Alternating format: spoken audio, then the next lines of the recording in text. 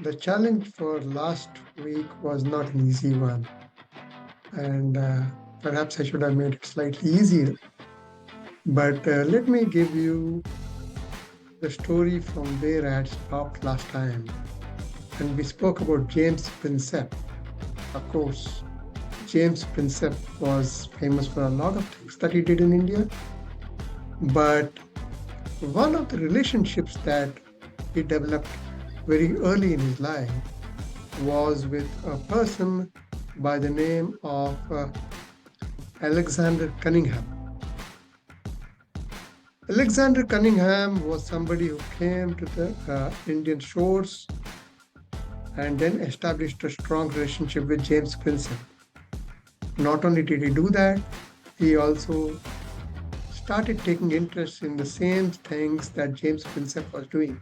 And that developed into a lifelong friendship as well as an interest in Indian archaeology, antiquities, and numismatics. While James Prinsep continued with his military career, Sir Alexander Cunningham was the founder of the Archaeological Survey of India. The Archaeological Survey of India is famous for having preserved a lot of the monuments, restored a lot of the monuments, and brought them to the current shape that we all see them in. Some of the early examples were for Humayun's tomb, which he restored to its current status, where people see it as something very nice. But hey, are we not digressing? We were supposed to talk about a mathematician, right? And Alexander Cunningham was not a mathematician. So who was the mathematician? The mathematician was Alan J.C. Cunningham. Alan J.C. Cunningham was born in 1842 in Delhi, in India, to Sir Alexander Cunningham. And when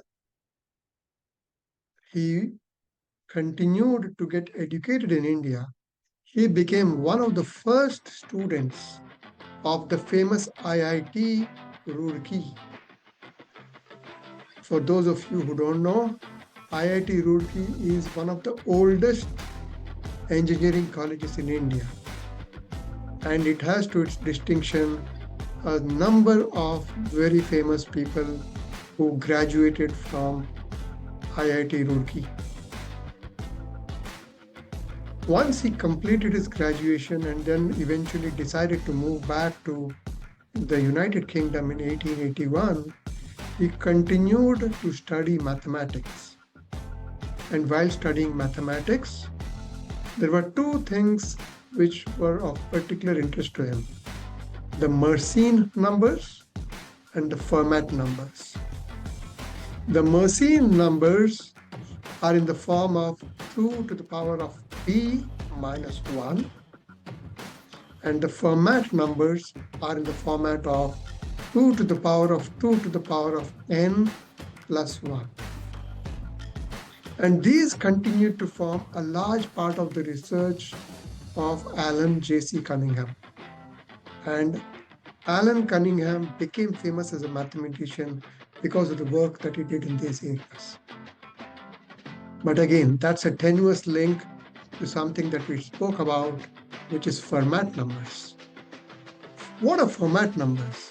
Fermat numbers are something which was originally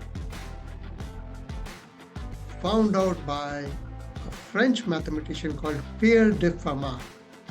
And Pierre de Fermat discovered that this is a positive integer which can be represented as 2 to the power of 2 to the power of n plus 1, where n is a negative non-integer. When Fermat first discovered the Fermat's numbers, he was under the impression that a Fermat number is a prime. When you look at the Fermat's number, the first number is 2 to the power of 2 to the power of 0 plus 1, That makes it 2 plus 1 is equal to 3, which is a prime number. The second number is 2 to the power of 2 to the power of 1 plus 1, which makes it 5, which 2 is a prime number. The third number is 2 to the power of 2 to the power of 3 plus 1, which is 17, which 2 is a prime number. So when Fermat was looking at numbers, he found that the first 5 numbers, 3, 5, 17, 257, 6, 55, 3, 7, all of them were prime numbers, and he assumed therefore that the Fermat numbers are always a prime. But when subsequent research was done, it was found out that Fermat numbers are not necessarily a prime. What's the application of Fermat numbers in cryptology, which is what we spoke about last time? Fermat numbers are useful in generating pseudo-random numbers. And what are pseudo-random numbers? Pseudo-random numbers are numbers which appear random but are not necessarily random. In fact, when we use Fermat's numbers for generating a pseudo-random number, after a point of time they start repeating themselves. How are they used? For those of you who understand computer science, a byte is 256, which is 2 to the power of 8. So it means that you can generate anywhere between 0 to 255 possible values within a byte. Therefore, if you want to fill up a byte with random values, a random number that is between 1 to 256 can be used. Given the fact that Fermat's numbers take the form of 2 to the power of 2 to the power of n, it helps to create a random number. And this is of use especially in the area of encryption. So that's the interesting link between James Princip, Alexander Cunningham, Alan J. Cunningham, and Fermat's numbers.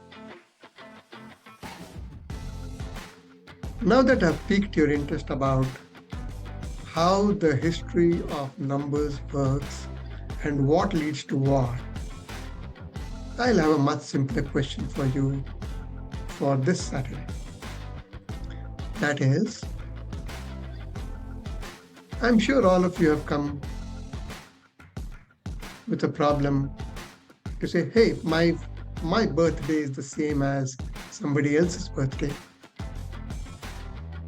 And it's quite common to have two people have the same birthday. And now here is the probability question for you. What is the minimum number of people in a room to ensure that there is a 50% probability that two people have the exact same birthday? That's a very simple question. Okay. And if you go back to your understanding of how probability works, you will be able to guess an answer of what should that number be. So that's the challenge for this week. Happy Googling, and here's to many more analytics challenges.